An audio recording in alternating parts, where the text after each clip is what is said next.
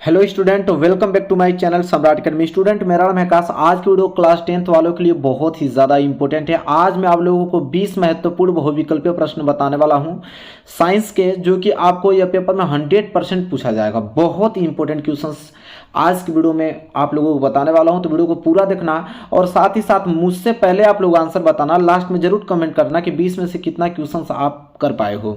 तो चलो video start करते हैं और वीडियो को लाइक कर देना और चैनल पे नए हो तो चैनल को सब्सक्राइब कर देना। देखो, पहला प्रश्न मैं आप लोगों के सामने पढ़ता हूँ, इसका आंसर मुझसे पहले ही आप लोगों को बता देना है। जैसे पहला प्रश्न, बहुत इंपॉर्टेंट प्रश्न लेकर आया हूँ। पहला है, चुंबकीय बल रेखाएं सदैव समांतर होती हैं, एक बिंदु पर मिलती हैं, एक दूसरे को कभी नहीं काटती हैं कि परस्पर काटती हैं। बताइए, जो चुंबकीय बल रेखाएं होती हैं वो क्या होती हैं?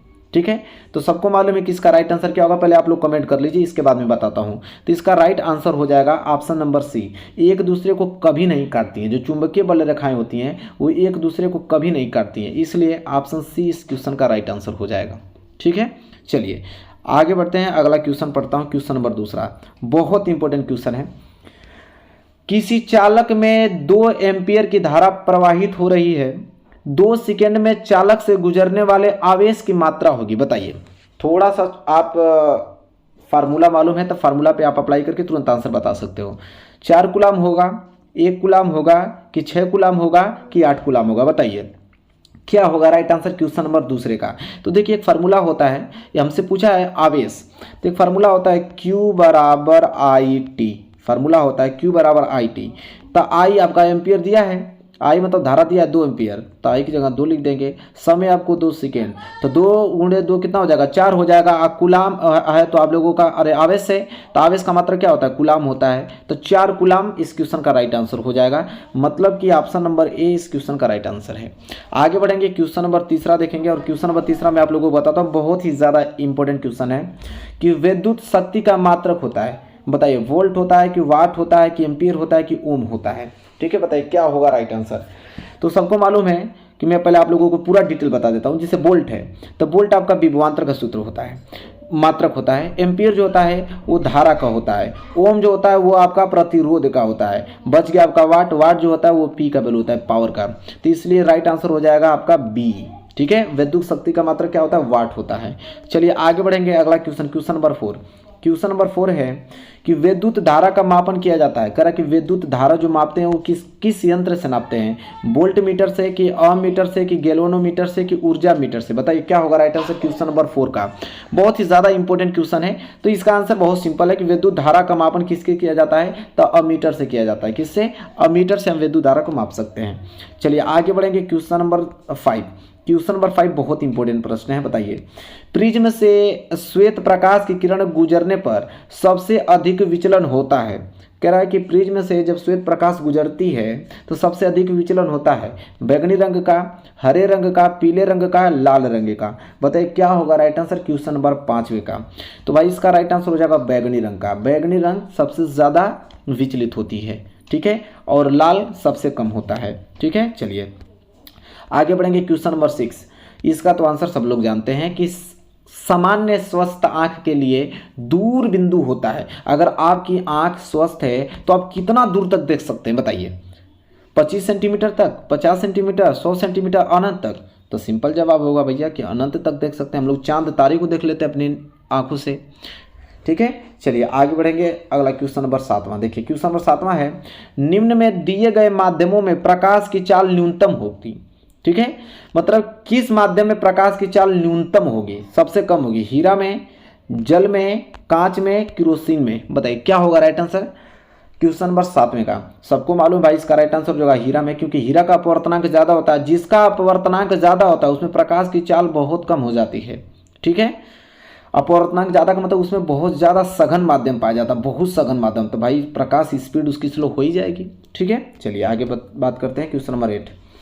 क्वेश्चन नंबर 8वां है, वक्रता त्रिज्या का मात्रक होता है। वक्रता त्रिज्या को हम किस में माप सकते हैं? मीटर में, सेंटीमीटर में, मिलीमीटर में, इनमें से सभी? बताइए क्या होगा राइट आंसर क्वेश्चन नंबर 8वें का। बहुत ही सिंपल क्वेश्चन है, सब लोग बताएंगे इसका आंसर।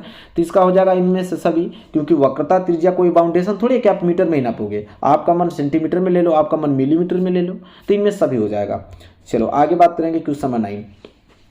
क्वेश्चन 9 है कि अवतल दर्पण के फोकस पर रखी वस्तु का प्रतिबिंब बनता है, ठीक है, वक्रता केंद्र पर, दर्पण के पीछे, अनंत पर, ध्रुव पर। तो सबको मालूम है कि अवतल दर्पण का ये जो सिचुएशन होता है, ठीक है, यहाँ पे आपका F हो गया और यहाँ पे आपका C हो गया।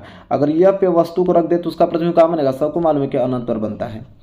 अगर अनंत पे रखेंगे तो उसका प्रतिबिंब फोकस पर बनता है, जब फोकस पे रखेंगे तो उसका प्रतिबिंब अनंत पर बनता है। दोनों याद रखिएगा आप लोग।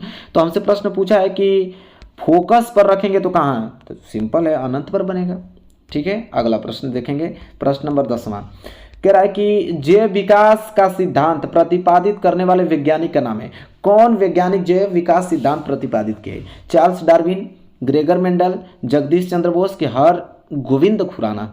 तो बताइए क्या होगा राइट आंसर। क्वेश्चन नंबर 10वें का बहुत इंपॉर्टेंट क्वेश्चन है, सबको मालूम है कि चार्ल्स डार्विन होंगे, और क्या, यही तो जैव विकास सिद्धांत का प्रतिपादित किए हैं चार्ल्स डार्विन। ठीक है, आगे बढ़ेंगे। Question number 11। क्वेश्चन नंबर 11 है, निम्नलिखित में कौन सा जीन प्रारूप शुद्ध गोल बीजों को प्रकट करता है? बहुत इंपॉर्टेंट क्वेश्चन है।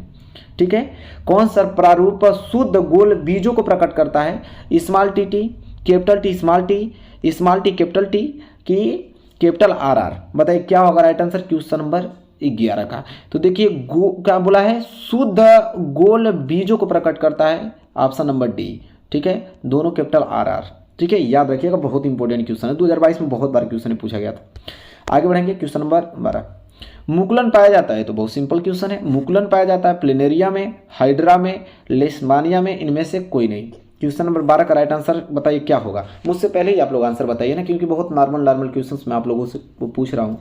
तो मुकुलन पाया जाता है, हाइड्रा में पाया जाता है। ठीक है, चलिए ये तो बहुत सिंपल है कि पुष्प के कितने भेद होते हैं, 3 होते हैं, 4 होते हैं, 5 होते हैं, 6। पुष्प के कितने भेद होते हैं ये पूछ रहा है। क्वेश्चन नंबर 13 का राइट आंसर क्या होगा। तो पुष्प कितने भेद होते हैं, 4 होते हैं, सिंपल। चलिए आगे बढ़ेंगे। Question number 14।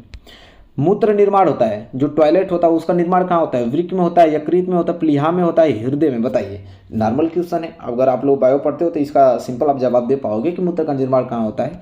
तो सिंपल वृक्क में होता है। ठीक है, कहाँ? वृक्क, जिसे हम लोग बोलते हैं किडनी। क्या बोलते हैं? किडनी बोलते हैं। ठीक है, चलिए आगे बात करते हैं। Question number 15। क्वेश्चन नंबर 15 क्या है देख लीजिए, अच्छा क्वेश्चन है।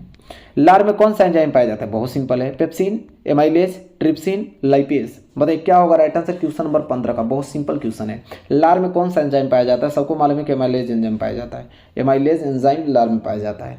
ठीक है, आगे बढ़ेंगे प्रश्न नंबर 16 की तरफ। प्रश्न नंबर 16 देखिए, क्लोरोफिल अवशोषित करता है, किसको करता है भैया? जल को करता है, खनिज लवण को, प्रकाश ऊर्जा को, ऑक्सीजन को। क्लोरोफिल जो होता है पत्तियों में पाया जाता है क्लोरोफिल। ठीक है, तो वो किसको अवशोषित करता है ये पूछ रहा है, बहुत नॉर्मल क्वेश्चन है। तो भैया सूर्य के प्रकाश को करेगा, मतलब प्रकाश ऊर्जा को अवशोषित करता है। चलिए आगे बढ़ेंगे। प्रश्न नंबर 17, एसिटिक अम्ल का IUPAC नाम बताइए। एसिटिक अम्ल का तो क्या होगा? ऑप्शन एसिटिक अम्ल, ये तो कभी जिंदगी में नहीं होगा, क्योंकि इसी का IUPAC नाम वही थोड़ी होता है।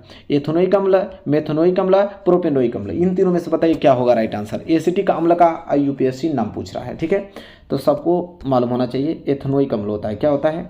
एथेनोइक अम्ल होता है, ऑप्शन बी। ठीक है, चलिए आगे बढ़ेंगे। प्रश्न नंबर 18, निम्नलिखित में से एल्डिहाइड है, कह रहा है इन चारों में से बताइए एल्डिहाइड कौन है? मेथेनॉल है, मेथेनॉल, एथेनॉल, एथेन। बताइए निम्नलिखित में से एल्डिहाइड पूछ रहा है, किन में से एल्डिहाइड कौन होगा? तो सिंपल जवाब होगा आपका मेथेनॉल। क्या होगा? मेथेनॉल होगा। आगे बढ़ेंगे।